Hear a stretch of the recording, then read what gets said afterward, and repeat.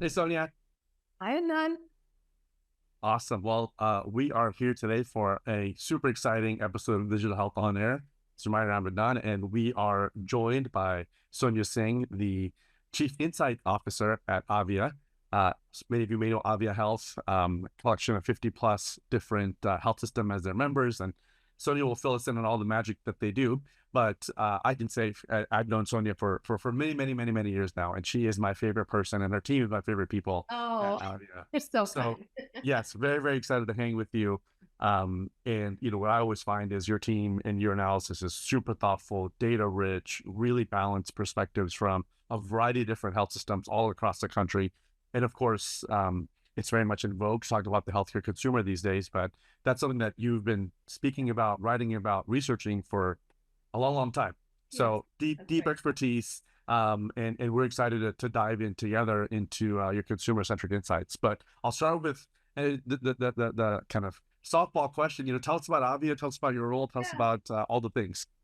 Yeah. Thank you for that. And thanks for having me on. It's always great to have these conversations. And, we have had just wonderful opportunities to interact together the last few years. So Avia, for those of you who don't know, it's a digital transformation partner to a network of health systems. So Avia operates as a membership network to health systems, offering partnership, advice, expertise, and all things digital transformation. So all these health systems really join. We have about 65 plus health systems in our network. And these health systems really join in saying, we believe digital is core to our strategy. We believe transformation is going to be a big part of our future. So help us with the right insights, projects, expertise, connect us to the right folks across the ecosystem. So while we engage with health systems, we also engage with digital health companies like yourself to make sure that we're bringing the latest and greatest solutions and ideas from the ecosystem to our health system partners through that. So, my role, a big part of what Avi offers is insights on all things emerging in digital. So looking at new problems that are emerging amongst our health system network and membership and saying, where can digital play a really big role in solving that problem? And most things, as you can imagine now, technology is playing a really big role. So I oversee all our research, our insights, developments, and looking at the problems, looking at the solutions, building the business case, building the right framework for our health systems to think through that. And, we talked about consumers, and that's a really big focus for most health systems because digital just plays such a big role in how consumers will interact with healthcare, but we also look at digital from a care transformation standpoint and digital from an operational transformation standpoint. And increasingly so also like what are new business models that health systems should look at. So that sort of is the span of the work that I lead. Awesome. Well, the theme or the focus for us today is the unsustainable status quo. And so very timely in that this is a plug for Sonia. She's leading a fantastic three-part webinar series titled Radical Reinvention. The first two episodes have already dropped. I think the third one is coming soon. But We just completed that as well too. Yeah. awesome. All right. Yeah. So all three are there for February Yeah. next. I've seen the first two, and I'm excited to see the third here shortly. At Luma, we hear very similar things, right? From health systems, across our 600 plus customer base, who say like we just can't keep staffing more people to improve access, or access is a problem that is still top of mind for folks. We can't just keep investing in new bits and bobs of digital, right? That what we have today from a digital infrastructure, from our people standpoint, from a process standpoint, Yeah. it's not allowing us to meaningfully improve patient access, right? One of the academic medical centers we partner with, they say it perfectly. They're like, we have the best medical technology, providers, capabilities, and we've built, not on purpose, but we've built essentially like a castle fortress around it. And Right. Yeah. a healthcare consumer, a patient has to like be really Right. creative to Yeah. mount the Yeah. moats and climb the walls and get to us. That's right. Um, and so that's a very consistent patient theme through is hey, we're frustrated on just how hard it is to just get in. I think we talked about digital front doors, but the call center is still the most effective front door in many places. So I know you have a lot to say here, so I've just teed it up, but would love to get your point of view on how healthcare can really think through this unsustainable status quo and challenge it. Yeah, I think you have to like look at the macro trends and factors that are making the status quo unsustainable, right? So as we've looked at the landscape of trends and what's happening, it's the sort of three big buckets. One is there's the looming supply demand problem. We will not have enough workforce, clinical workforce, to sustain and provide healthcare for all the upcoming healthcare needs. And you couple that with an aging population that is aging faster than ever before, and with increasing chronic diseases, it's just like the equation doesn't make sense anymore. We will just not be able to hire enough or fast enough to be able to serve that. So that makes you think like, okay, that it's not just about hiring more people or like doing things the same way. You have to think about it differently. So that's one part of the unsustainable status quo. The second part is if you examine the core business model of health systems in particular, you think about inflation, you think about increasing administrative costs, you think about affordability crisis. You can't really play with pricing that much anymore. You can't really depend on volumes that much anymore. So you start to realize that the core business model that we've relied on is starting to erode, right? So that is the other aspect of the status quo being unsustainable. And the third piece I would say is the pace of change. Things are coming at us much faster than ever before. If you just look at the explosion of AI, whatever your stance is on that, it is happening much faster than ever before. And then even if you look at medical advancements, whether that's just examining, the new therapeutics that are emerging, or even like nanobots and nanotechnology, and even the amount of medical knowledge, there's a stat that says it doubles every 73 days. It's so much of change that is coming at us. And then you couple that with a workforce that is not only there's not only shortage of that workforce, but that workforce is exhausted. They are fatigued. So how is this sustainable? Like the status quo is sort of crumbling underneath us. So it leads to the question of, can the traditional tactics still apply? And the answer really for most cases is no. You have to think about new tactics and new ways of thinking and reimagining what the future will be, not just making incremental changes or trying to add a few things on the side. That's not going to get us very far. Awesome. Well, the audience will know that you're speaking to my heart. I'm still a nerdy biologist, and so when you talk about the pace of change, I think you're spot on. Like the innovation we are seeing on the therapeutic end, on the medical technology end, like we're quite literally rewriting medical textbooks year over year. And you combine that with the fact that we're not graduating enough providers to meet demand. That's a real challenge. One thing I always love, Sonia, in all our conversations, is not only have you very thoroughly diagnosed a problem, but you actually have a point of view and a clear point of view on solutions. And so you walked us through very clearly like three kind of core root issues. When we think of some of the solutions and we think about radical reinvention, like what comes top mind for you as folks think about the consumer experience in particular?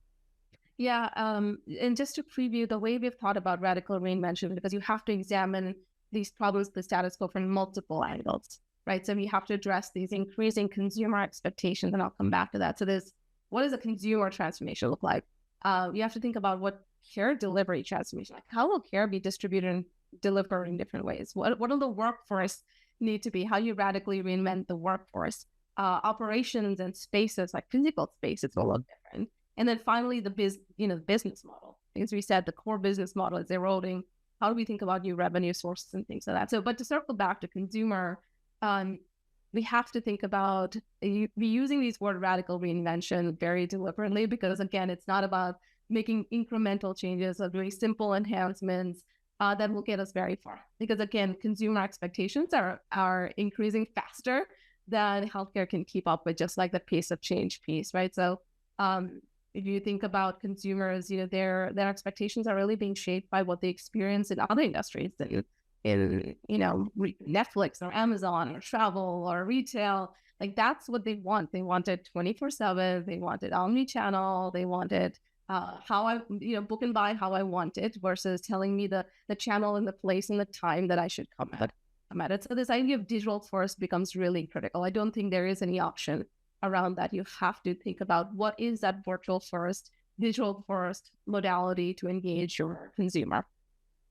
And it's not always about a visit, right? So because a lot of times the consumer is just looking for an answer or is looking to solve a problem or just has an inquiry about something.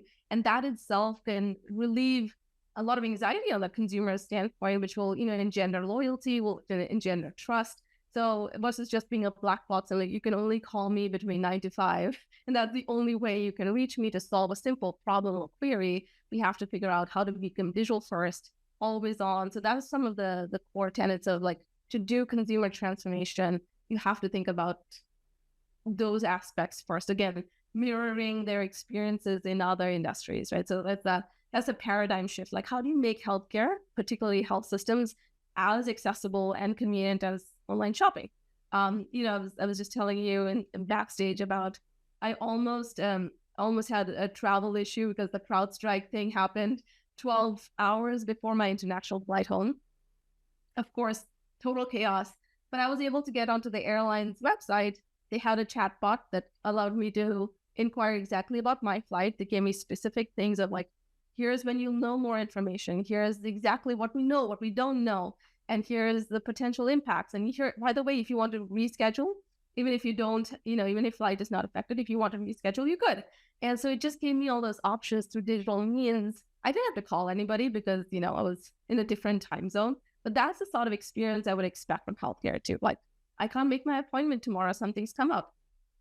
And I only realized at 11 p.m. the previous night. How can I just get online and reschedule? Like, those are the types of digital first interactions that I think consumers will start to expect. Awesome. Very spot on. I think of a few earlier guests we've had here on Digital Health on Air, and the comment you made around, care doesn't mean an appointment or a visit. We had Dr. Tarun Kapoor at Virtual Health here with us earlier, and he said, hey, like when people come in or call in or chat in or however we got to meet the people where they are on whatever device they are, however they are. And care doesn't mean schedule appointment. Care can mean a question, advice, counsel. And it could also mean a schedule appointment or may mean a schedule appointment, but like really to think about care more broadly than just like patient interaction equals scheduled appointment equals patient completed appointment. Right. So I love your focus there. You talked about digital, right? And I think we all agree that's an incredibly important component of this radical reinvention. We had Marlena Kane here a couple episodes ago, who's the queen of access, right? And she actually starts her anytime, but she's been at 4 different health systems now in a variety of different roles. And she said, hey, look, I start with the people, right? The people is really where I start before I look at digital. And I think a lot of your work suggests similarly, it's about the workforce. And so, and specifically around digital training for health system workforce, creating a culture where they're working alongside and using automation and digital tools available to them. But, can you expand on starting with the people and your thoughts there? Yeah, again, going back to the root problem of the workforce challenge and the shortage that we're seeing isn't going to go away. There's, aging out, burning out. We just won't be able to replenish fast enough. So we have to think about how do we do more with less?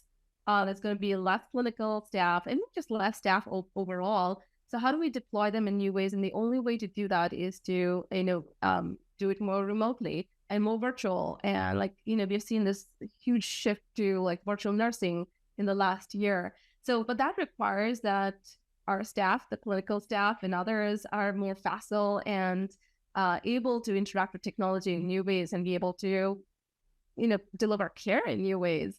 So there's that aspect of just the virtual piece is a more simple example. But then if you think about the infusion of AI in care models over time, AI will be able to help provide disease diagnostics earlier on. It'll be able to, provide personalized care plans. It'll be able to provide automated follow-up. So that requires a level of understanding of how technology and digital will work, understanding the limitations of it, understanding the ethical implications of it.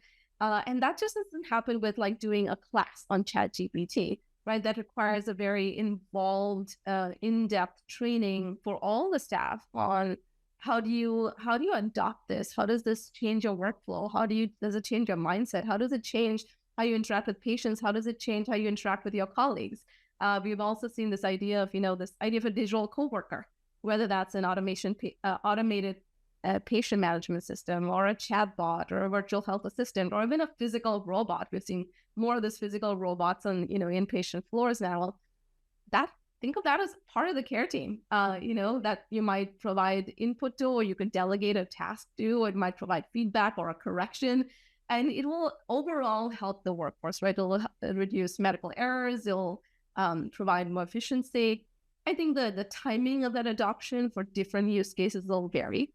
We don't know that yet. I think that a lot of that is conjecture, but we know that there's a future that's coming at us. It's just really questions about the pace at which that will come at us. So to do that, how do you prepare the workforce that is tech savvy, that is prepared to be more agile in adopting these technologies, to be able to be in different places and, adopt new staffing models and adopt new workforce deployment models. So that's a huge amount of change for the workforce. And we have to be very cognizant, again, that this is a workforce that's already pretty fatigued. So how do you start to do that in a balanced way to show them here's the benefit, here's what the future is holding for us, because we're not going to get this influx of a lot more staff from it. It's not coming.